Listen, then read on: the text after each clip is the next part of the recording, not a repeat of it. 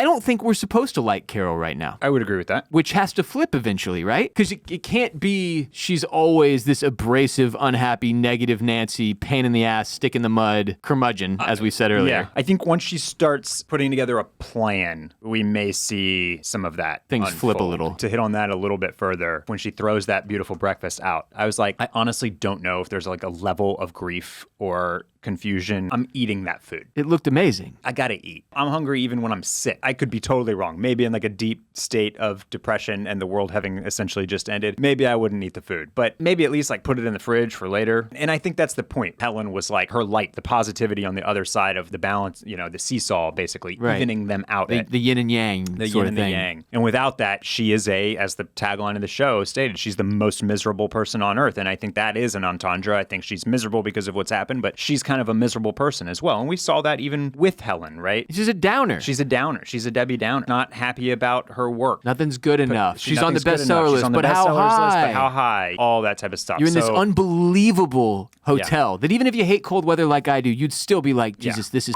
amazing. So I think we're certainly going to keep talking about that as we go forward. What can bring positivity back to her Does life? she change? Yeah. And I would also note that this was very much the case with Vince Gilligan's prior 2 hits. Breaking Bad, famously, Barrett could never buy all the way into because he friggin' hated, I think, mostly Jesse Pinkman. My Breaking Bad complaint was that I just never really liked any of the characters on the show. You could argue that Vince Gilligan loves to play with sort of irredeemable, generally unlikable people as his main characters. So I'm just curious, because I've already seen some of this bubbling up on Twitter. People being like, I hate Carol. Carol sucks. And I think that's supposed to kind of be where we're at. This is the first episode where it started to rub for me. And I don't mean that in a bad way, like this element of the show is being done incorrectly. I mean, like, I was like, Carol, come on. I'm curious if at some point there's a little bit of a flip, because you would think we're supposed to hate the hive-minded and root against the hive mind. Right now, I'm like, yeah, Zosia's awesome. I love hanging out with her.